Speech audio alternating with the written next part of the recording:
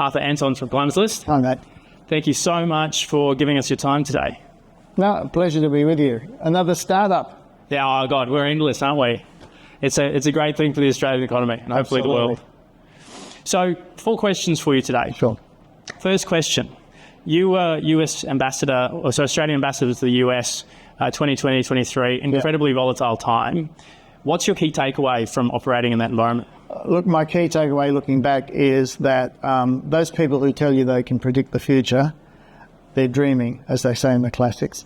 It was like a black swan event, having something like a once-in-a-century pandemic, followed up by an economic contraction, Black Lives Matter protests in the summer, and an election then which didn't get resolved till the year after, on January the 6th, basically. And so you had these series of events, very volatile environment in the US. And for me, though, there was opportunity because we shifted from the Trump administration to a new administration. And as a relatively new ambassador, I had the opportunity to reset the relationships and, if you like, play on a different sort of set of issues going forward. And so, yes, a lot of uncertainty, and the uncertainty continues. And we've seen, the pandemic have an impact on the economy, on supply chains, budgets and whatever. And we're seeing all sorts of other instability in the world now. And that's not all related to the pandemic, but it's just a reminder that you've always got to think a bit contrarian and not just assume things are in a linear pattern of progress or whatever. There can be setbacks. Globalization is an example. We thought that would become even more thoroughgoing. Hyper-globalization. Now we're seeing some reaction to that with what's happening with supply chains. So you've always got to think about, it's almost like being able to see around corners. But that's what it's about in today's world. Or react in real time, perhaps. And not only potentially foresee where things are going, but then have the conviction to act in real time. Take advantage of things. Yeah.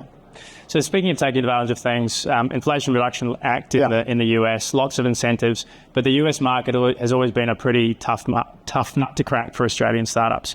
Any advice? Well, my first advice is to give it a go, right? If you can make it there, you can make it anywhere, as they say in the song. It is a tough market. It's a very competitive market. So you always got to think about, what is my proposition? What is my value proposition? Or what's my unique selling proposition? So why would I want people? Because in the US, if you find the right people, you'll get a market, you'll get investors. It's just a matter of having the conviction about what you're about and why it's important or good. So no one's going to give you a free ride, but there's lots of opportunity there because it's a big market, it's dynamic and technologically very advanced. They're still the most advanced market in the world, in my view. So in terms of finding your people, I'm a new entrant going into the US market. How do I find my people? Well, the first piece of advice I used to give people when I was ambassador is start with Austrade. They will give you a view about what's happening in government in that particular market, and then they can also help you introduce you potentially to people who work in those markets who are potential sponsors or people who can partner with you, or who are middlemen and women who can find you other partners. But the most important thing is you turn up, because people want to eyeball the boss who is in charge and see for themselves what conviction they have about their own product or service. So be there on the ground. Really Absolutely. Important. Okay, pivoting to Asia. So typically an Australian startup will look at the US market, the European market, maybe the UK market. Yeah.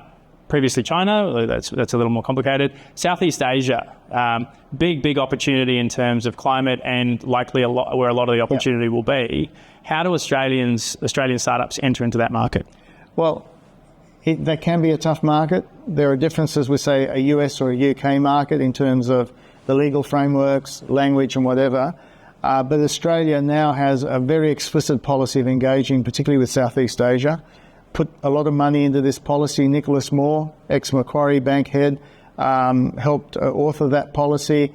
So Australia are putting deal teams into the region to help companies identify potential partners, potential investment deals. So take advantage of the whole network of what is there to assist you to go into those markets. And yes, having local partners will be useful and important. Always be careful who your local partner is so you're not ripped off, you don't have your IP taken. But the important thing is understand the market that you're going into. And that's why it's important often to have assistance from government and local partners who know their market.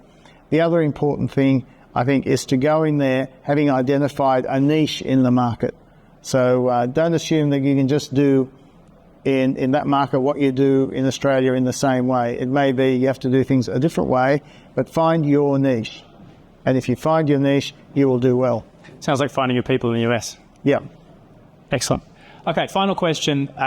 Last 2 years, we've had a fair amount of stability from federal government and a shift in messaging in favour of business acting on climate. There's a recent signal that might not be the case under a Liberal government. What's your view on that? Look, policy and investor certainty is always very important, but that doesn't mean that everybody's got to sign up to the same policies. Policies will shift to reflect what's happening in the economy as well. And part of the art of politics is being able to define how far you can take people and in what direction. And there are challenges at the moment about the rate at which renewable investment will occur, challenges about whether emissions targets will be met, challenges around what is the bridge as we work our way towards a more renewable future. And different political parties will put different priority on those things. And different political parties will also put different priorities on different ways of getting there. So, for example, you have this debate over nuclear, carbon capture and storage versus renewables. But in the end, as one of my old bosses used to say, the mob always get it right. So the electorate really has to make that judgment about the pace at which they want to do things. Yes, it's got to be informed as much as possible by the science of getting there, but the art of politics is how you lead people sometimes in directions they don't want to go. I suppose that's right, isn't it? It's that leadership point, and there is an element of leading in an unpopular way on climate. But particularly on issues where the major impacts may not be felt in terms of the benefits sometime down the track, and the benefits may be quite diffuse, but the costs are felt now, and they might be quite concentrated in certain sectors. Yeah. And part of the art of politics is how you bring people along. Brilliant. Arthur, thank you very much. Great to see you.